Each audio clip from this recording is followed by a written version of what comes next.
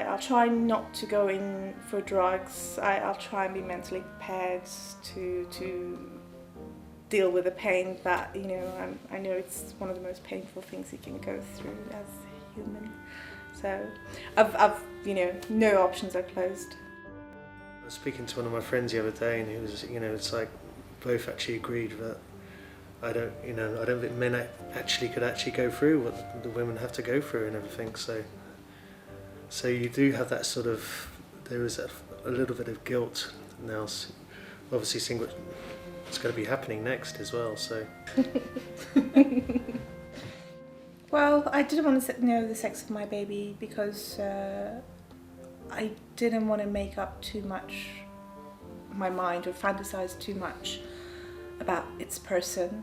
I didn't want to have too many pinks or too many blues, and I didn't want to get caught up in that thing at all.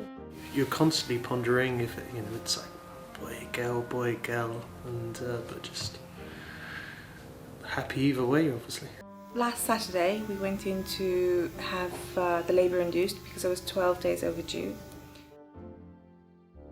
Before we can induce you, we need to make sure your baby is quite happy. We wouldn't want to be trying to make you contract stronger if you're already having some pains. That wouldn't be safe. But at the moment, your baby is more than happy to come out.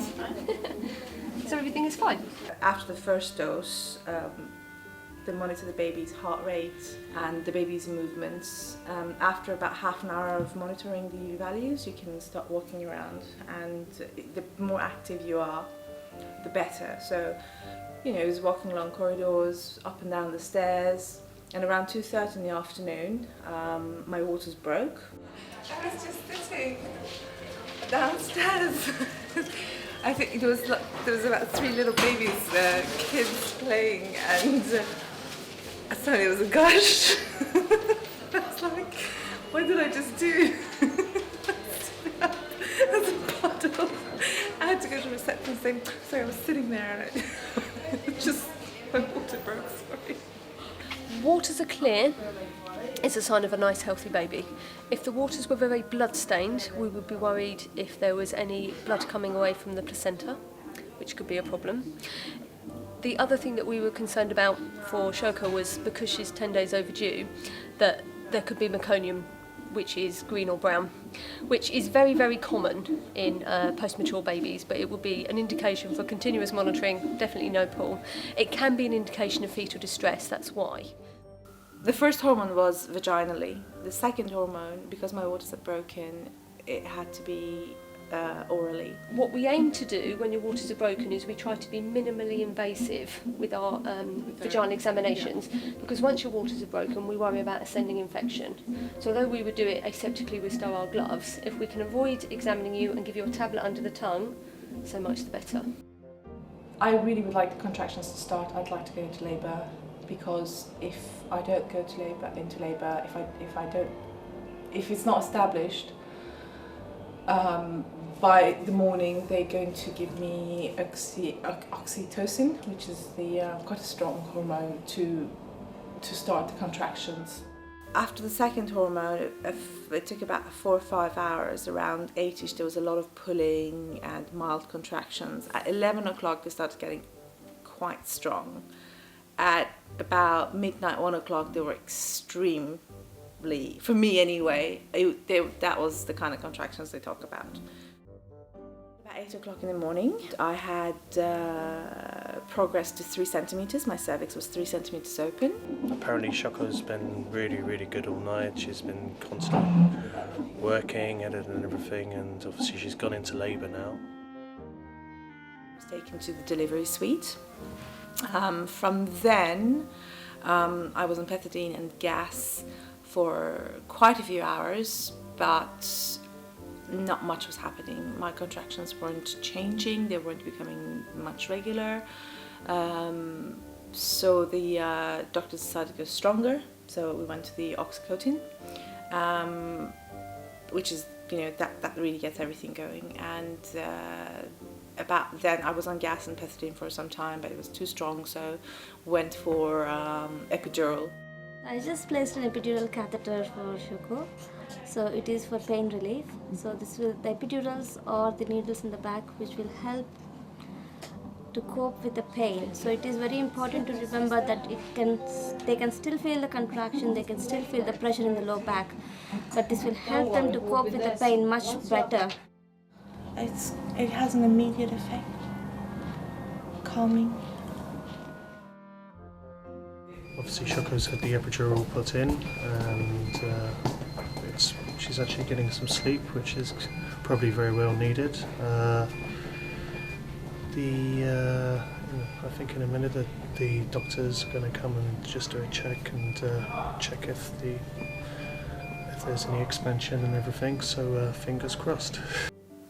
Not much was happening. From 3 centimeters at 8 o'clock in the morning to 1 a.m. on Monday morning, I advanced from 3 to 6 centimeters.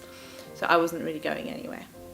And that's when the doctor, she talked me through the procedure of a cesarean and told me why we had to do this, because it was coming to 36 hours after my waters had broken. It's been many hours since it started, so it's best to get the baby out, otherwise it'd be too exhausted. So we're going for cesarean. We're just going to fill in some consent forms, and I guess we're going to go to theatre. They kind of talk you through a consent form, and they ask if you want to go through with it, and they say that that's what they advise you to as your doctor. And there was nothing to disagree with really for me. There was no second thoughts, because I gave it the time, and it just didn't happen. So there was no hesitation or anything. So we went to the operating theatre, lots of nurses and doctors everywhere.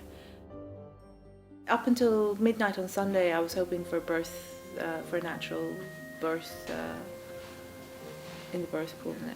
But I don't feel disappointed over the birth. That's not the focus. It's the baby coming into the world. So that's not important at all, how they come in. They do a little cut on your bikini line, which it's healed now. It's only 8-9 days after, and it's almost all healed. So it was quite painless, really. So 2:30, 2:26, she was born through cesarean.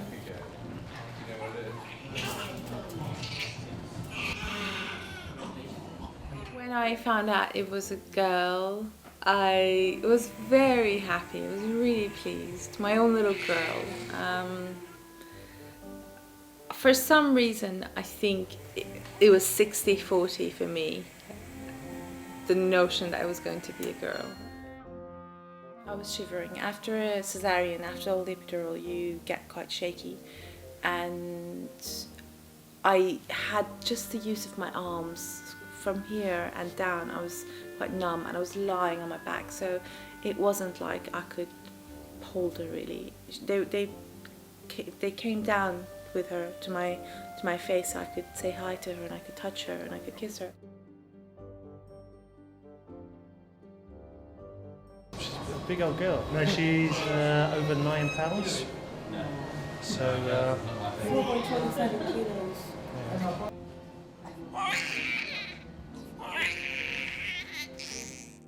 The thing is, we bought all these clothes in a smaller size. It was good. It was very good. It was. She'd been inside of me, and now she was outside of me, and I just, I don't know. It was just being introduced to a new person who's very, very small, and it belongs to you.